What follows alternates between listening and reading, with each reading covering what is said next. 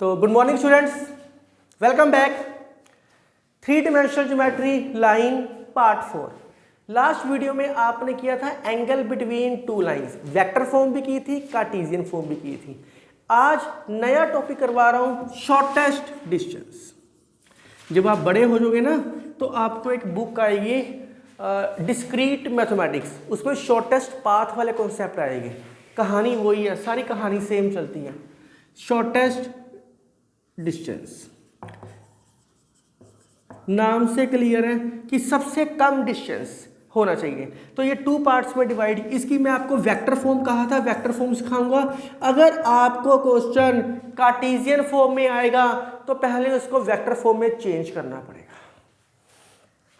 ये two parts में divide है, एक है स्क्यू लाइंस, एक है पैरेलल लाइंस। तो पहले इनकी डेफिनेशन समझनी पड़ेगी। स्क्यू लाइंस और पैरेलल लाइंस क्या होता है।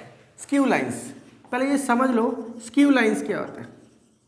स्क्यू लाइंस मतलब the lines which are neither parallel nor intersecting. लिख लो the lines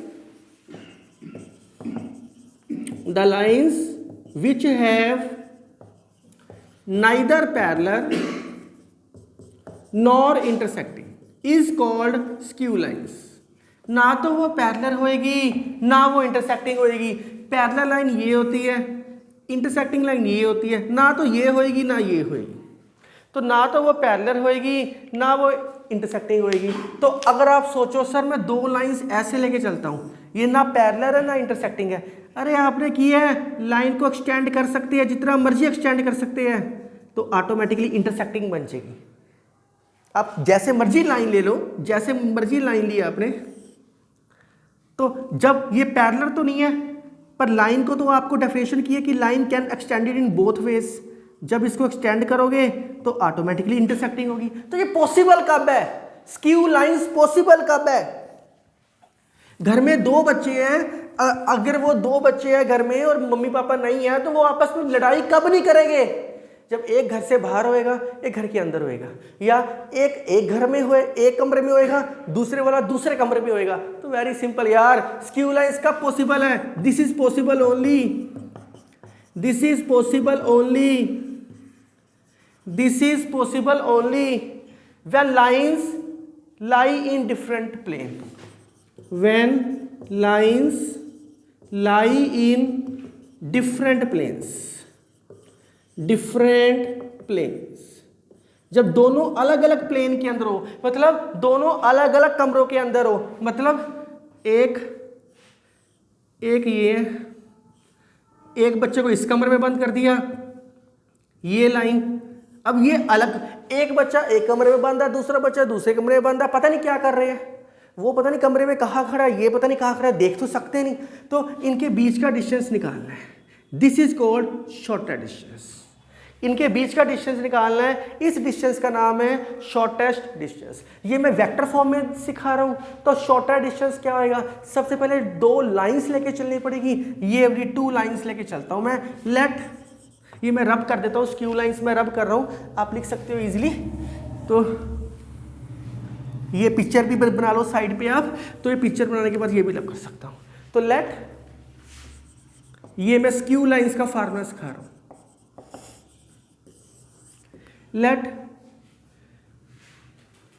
vector equation of two lines be, हमेशा एक ही चीज लेके चलते हैं। R vector is equal to a1 plus lambda b1 and r vector is equal to a2 plus lambda b2।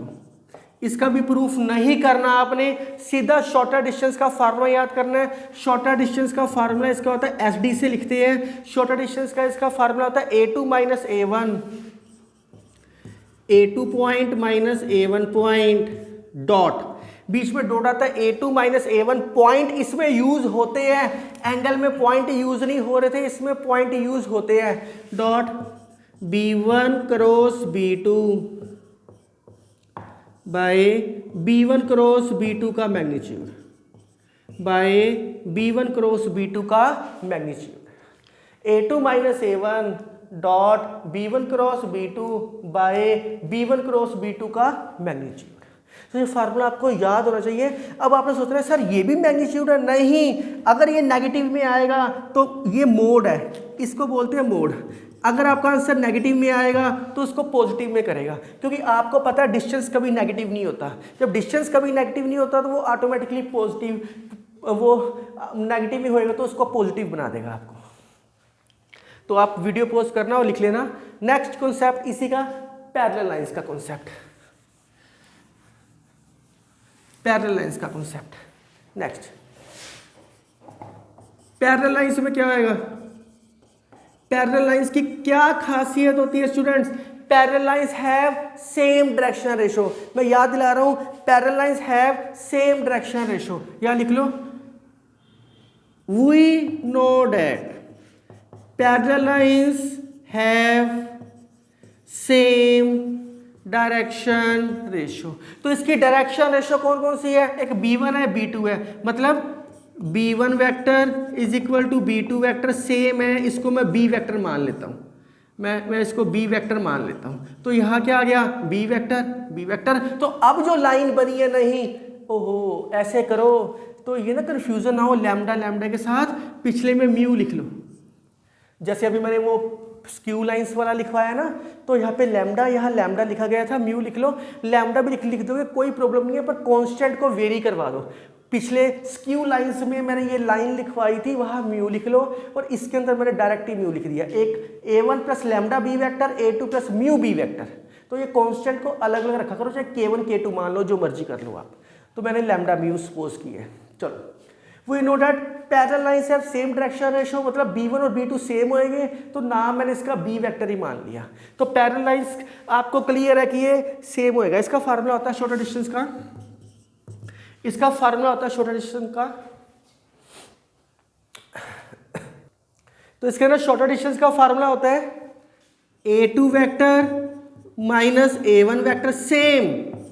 उसके अंदर डॉट था, इसके अंदर क्रॉस है, क्योंकि इसमें सिंगल ही B वेक्टर दे रखे हैं। B vector by B vector का मैग्नीट्यूड, बाहर मोड। ये मोड है, नेगेटिव चीज को पॉजिटिव करता है। अब आप कहोगे सर इसकी एग्जांपल तो दो। अब मैं आपको बता चुका हूं कि अगर कार्टेशियन फॉर्म में आएगा क्वेश्चन तो वेक्टर फॉर्म में आप चेंज कर सकते हो, इस फॉर्म में चेंज कर सकते हो। तो पर वेक्टर फॉर्म में अगर इसका क्वेश्चन पता कैसे लगेगा कि पैरेलल फॉर्म का क्वेश्चन है? फॉर एग्जांपल लिख लो, फॉर एग्जाम्पल लिख लो। आर वेक्टर दे रखे हैं आपके पास, आर वेक्टर दे रखे हैं आई plus J plus K, I plus J plus K plus lambda time 2i plus J plus K. दूसरा वेक्टर दे रखे हैं आर वेक्टर, आर वेक्टर आपके पास दे रखे हैं आई माइनस जे माइनस के। पॉइंट्स का तो कोई पंगा ही नहीं है, जो मर्जी आई जाए, माइनस म्यू टाइम्स। आपकी बुक में ना इसके बहुत सारे क्वेश्चन दे रखे हैं, आप इजीली सोल्व आउट कर सकते हो। आप अगर ध्यान से देखो आपको लगेगा ये तो अलग अलग है, 2i है 6i है। नहीं, बहुत ध्यान से देखो, आई कैप तो बहुत ध्यान से देखो। अगर इसमें से मैं 3 कॉमन निकाल लूँ, क्या सेम बन जाएगा? अगर इस आर में से मैं 3 कॉमन निकाल लूँ तो 2i प्लस जे प्लस के, ये चीज और ये चीज सेम बन गई। अब आपके दिमाग में आएगा सर यहाँ तो म्यू लिखा है, यहाँ पे -3 म्यू आ गया। कोई फर्क नहीं पड़ता, जिसको ज्यादा कंफ्यूजन है इस सारी की जगह प्लस म्यू डैश लिख लो। कांस्टेंट में कोई फर्क नहीं है, मैं आपको बता चुका हूँ। चाहे लैम्डा लिखो, चाहे K1 लिखो, चाहे K2 लिखो, कुछ भी लिखो, इसके अंदर कोई फर्क नहीं पड़ता। तो ये एग्जाम्पल थी पैरेलल लाइंस की। एक छोटा सा कॉन्सेप्ट लिख लो इसके अंदर, बहुत छोटा सा कॉन्सेप्ट जो पेपर में आता है। एक रिमार्क या की पॉइंट कह लो, की पॉइंट लिखो इसका। फिर मैं इसका 1-2 क्वेश्चन बता दूंगा आपको। वैसे मुझे बताने की जरूरत नहीं है, फिर भी बता दूंगा। तो इसका की पॉइंट है, की पॉइंट है, अगर आपको मेरी वीडियो पसंद आ रही है तो kindly like share and subscribe my channel. इसका की पॉइंट है, if shorter distance equal to 0, shortest distance अगर 0 आ जाए, किसी क्वेश्चन में शॉर्टर डिस्टेंस 0 आ जाए, शॉर्टर डिस्टेंस 0 आ जाए। शॉर्टर डिस्टेंस का फार्मूला क्या होता है? A2 minus A1 dot B1 cross B2 by B1 cross B2 का मैग्नीट्यूड। तो ये जीरो आ जाए, वहाँ जीरो हो जाए, डेट इज हमारे पास क्या बच गया, A2 minus A1 dot B1 cross B2 equal to zero. अगर ये जीरो आ जाए, अगर ये जीरो आएगा तो ये कंडीशन होल्ड हो जाएगी। अगर ये कंडीशन होल्ड होएगी, वी से लाइंस आर इंटरसेक्टिंग। यस, मैंने आपको इंटरसेक्टिंग बिटवीन टू लाइंस करवाई थी। इंटरसेक्टिंग बिटवीन टू लाइंस के अंदर मैंने आपको स्पेशली लिखवाया था। मैंने स्पेशली क्या लिखवाया था कि इसका एक आगे कॉन्सेप्ट आएगा शॉर्टर डिस्टेंस में, ये आ गया।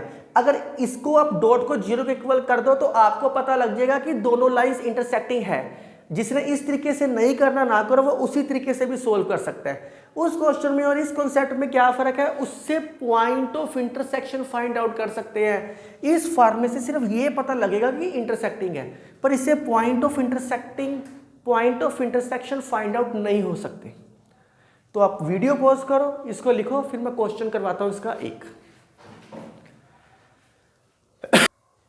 तो एक क्वेश्चन दे रखे हैं, find the shortest distance of this. तो मैंने ये तो आपको वेक्टर फॉर्म में सिखाया है, तो इसको वेक्टर फॉर्म में चेंज करते हैं ना। Firstly we change into vector form. क्या आएगा, R vector is equal to points, symmetry है, I plus 2j plus 3k plus lambda times 2i plus 3j plus 4k। दूसरा आर वेक्टर क्या आएगा आपके पास, 2i plus 4j plus 5k, 2i plus 4j plus 5k mu times 3i plus 4j plus 5k। कुछ भी नहीं है, पहले पॉइंट्स लिख दिए, फिर लैम्डा टाइम डायरेक्शन रेशियो लिख दिए। पहले पॉइंट्स लिख दिए, फिर म्यू टाइम्स डायरेक्शन रेशियो लिख दिए। अब आपने देखना है सबसे पहले शॉर्टर डिस्टेंस निकालने के लिए कि ये स्क्यू लाइंस का क्वेश्चन है कि पैरेलल लाइंस का क्वेश्चन है।